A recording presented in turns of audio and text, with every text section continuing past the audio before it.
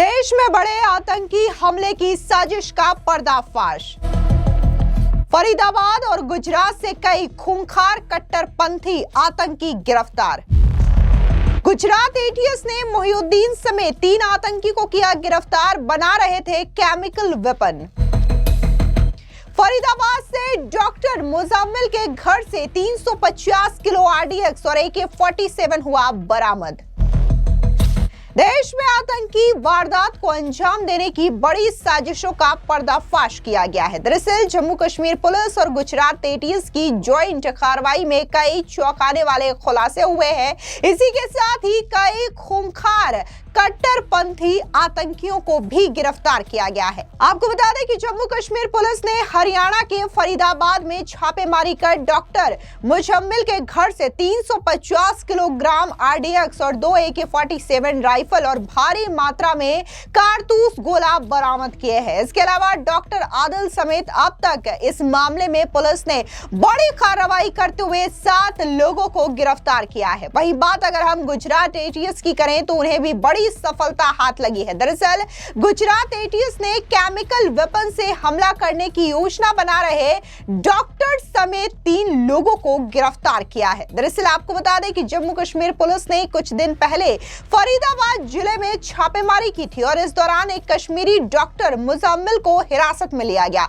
आपको बता दें कि रविवार को उसकी निशानदेही पर पुलिस ने 350 किलोग्राम आरडीएक्स, 2 AK-47 राइफल, 84 कारतूस और 5 लीटर रासायनिक पदार्थ बरामद किया। बताया जा रहा है कि कुल 14 बैग जब्त किए गए हैं जो काफी भारी थे।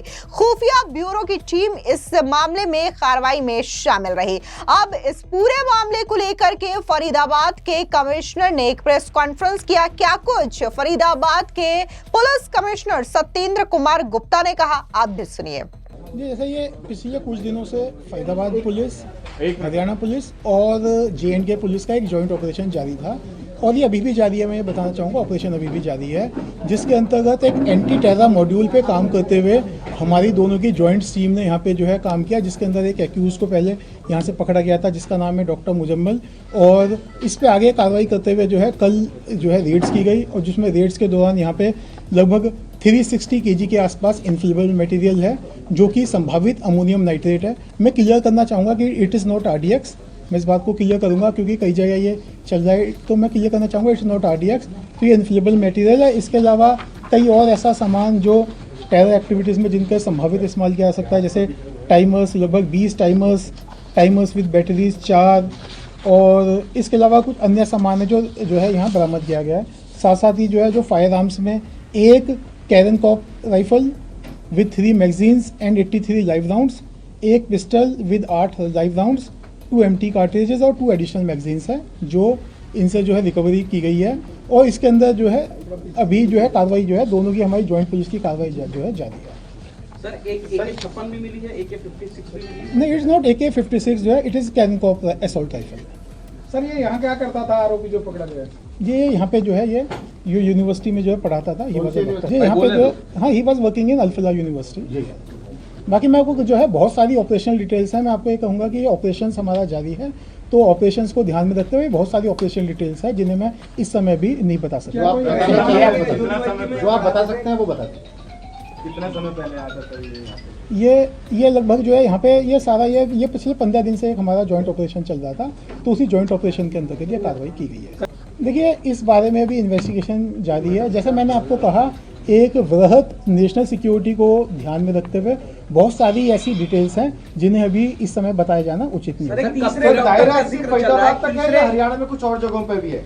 देखिए, ये अभी तक की जो इन्वेस्टिगेशन है उसके हिसाब से अभी यहाँ पे ही है फरीदाबाद में। इसके अलावा अदर जो है एरियाज में भी है, जैसे एक एक्यूजर्स के अंदर सहारनपुर से भी इसके अंदर गिरफ्तारी हुई है।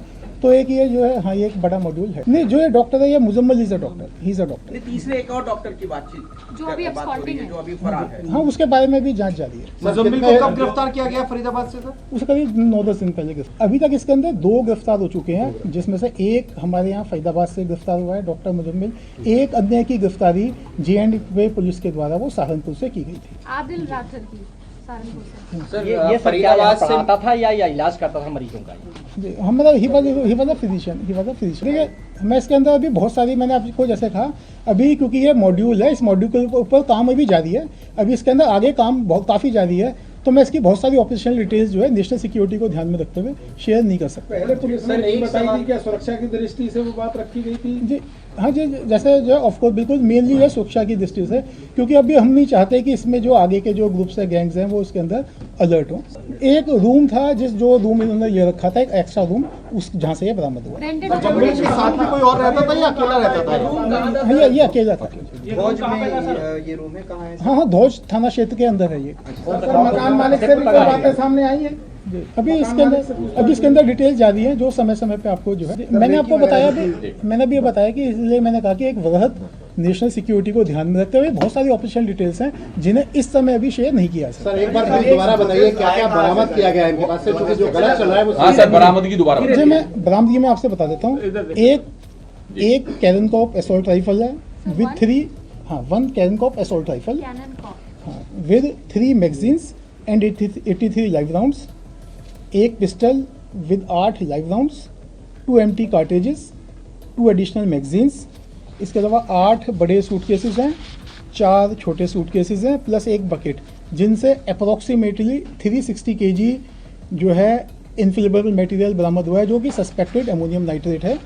और इसके अलावा टाइमर्स 20 टाइमर्स विद बैटरीज 4, एक जो है remotes 24, heavy metal approximately 5 kg और walkie talkie set, electric wiring, batteries एवं अन्य इस तरह का जो कॉन्ट्राबैंड मटेरियल है वो रिकवर किया गया है। आरडीएक्स वाली जो बात आ रही थी वो नहीं? हाँ आरडीएक्स वाली बात गलत है, it is not RDX. AK-47 वाली sir? It is not AK-47, मैंने बताया इट इज बेसिकली कैरनकॉप असॉल्ट राइफल।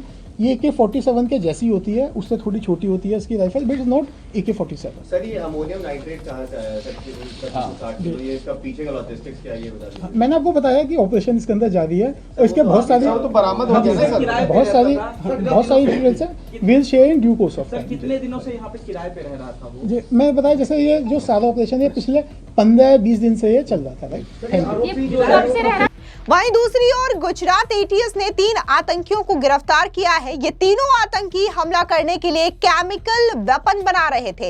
इसमें से एक आतंकी ने चीन में MBBS की डिग्री भी हासिल की थी। गुजरात एटीएस को एक सेंसिटिव इंफॉर्मेशन मिली थी कि हैदराबाद निवासी अहमद मोइनुद्दीन सैयद नामक एक व्यक्ति भारत में आतंकवादी हमला करने की बड़ी साजिश रच रहा है और फिलहाल वो इस साजिश को अंजाम देने के उद्देश्य से गुजरात के अहमदाबाद में मौजूद है। फिर क्या था, फौरन एटीएस की टीम ने इस मामले में बड़ी कार्रवाई की और इस आधार पर कार्रवाई करते हुए आजाद सुलेमान शेख, मोहम्मद सुहेल, मोहम्मद सलीम खान समेत 3 लोगों को गिरफ्तार किया गया। उसके पास से 3 विदेशी पिस्टल, 30 कारतूस और 4 लीटर कैस्टर ऑयल बरामद हुआ। यह पदार्थ रिकिन नामक घातक जैविक जहर तैयार करने में प्रयोग होता है, यानी कि इस लिक्विड का इस्तेमाल करके घातक केमिकल वेपन बनाने की तैयारी लोगों की ओर से की जा रही थी। ऐसे में इस गिरफ्तारी और इस पूरे मामले को लेकर के क्या कुछ गुजरात एटीएस की ओर से कहा गया, सुनिए।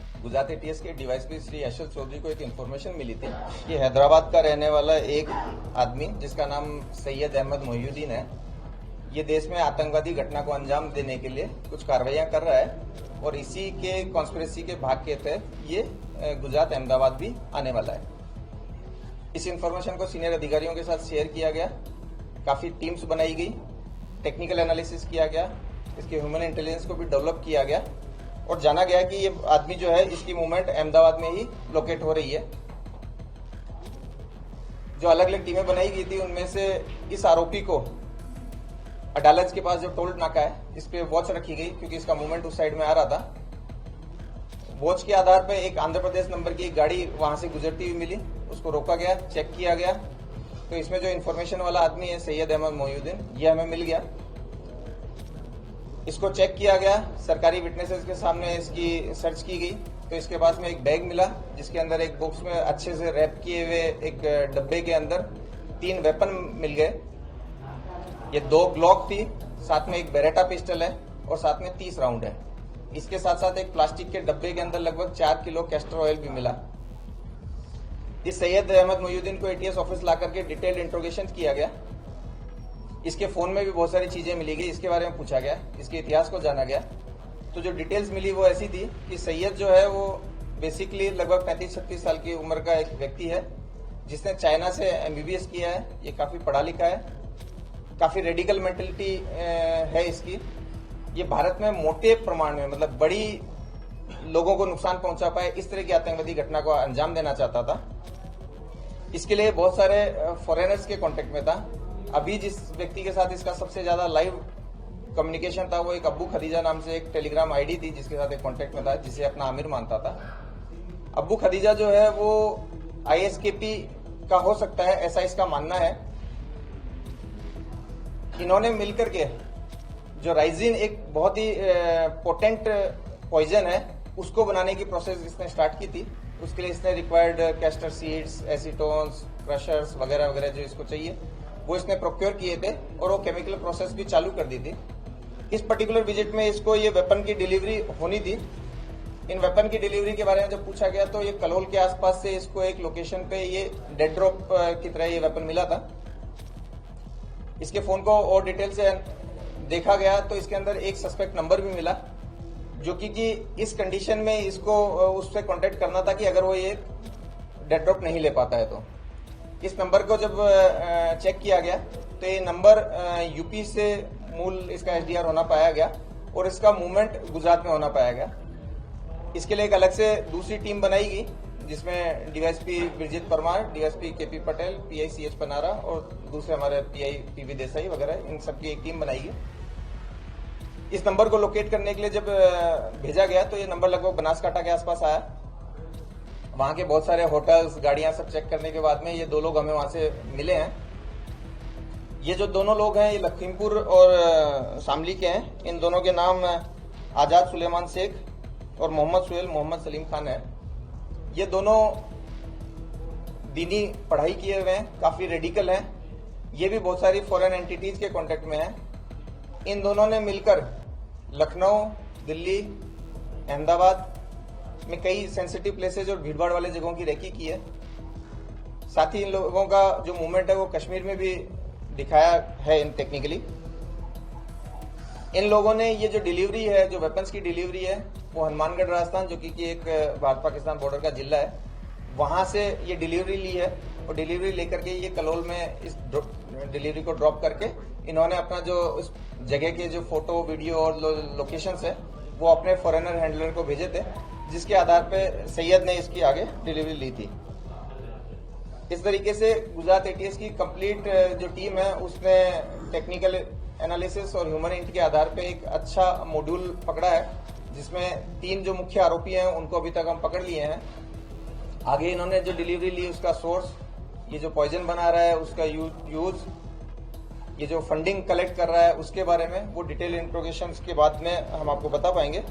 ये जो 3 लोग हैं, इनमें से पहले आरोपी को हमने अरेस्ट करके इसका रिमांड लिया है, उसमें हमें 17/11 तक उसका रिमांड मिला है। दोनों दूसरे अक्यूज को भी अरेस्ट कर लिया गया है और उनको आज हम कोर्ट के सामने प्रोड्यूस करेंगे। यहाँ पर गौर करने वाली बात यह है कि फरीदाबाद में पकड़ा गया आतंकी हो या फिर गुजरात एटीएस ने जिन आतंकियों को गिरफ्तार किया हो, इनमें एमबीबीएस और डॉक्टर की डिग्री लिए हुए भी आतंकी शामिल है। लेकिन इनकी मानसिकता देखिए कि कितनी भी पढ़ाई कर ले या फिर कितनी भी बड़ी डिग्री हासिल कर ले, ये हमेशा ऐसे वारदातों को सोचते हैं, ऐसे वारदातों को अंजाम देने के बारे में गहरी साजिश रचते हैं जिससे देश का नुकसान किया जा सके। और जिस तरीके से गुजरात एटीएस और हरियाणा और जम्मू कश्मीर की पुलिस ने ये जॉइंट ऑपरेशन किया है, देश में बड़ी साजिश होने से बचा लिया है। फिलहाल इस पूरी खबर पर आपकी क्या राय है, कमेंट सेक्शन में जरूर बताएं। धन्यवाद।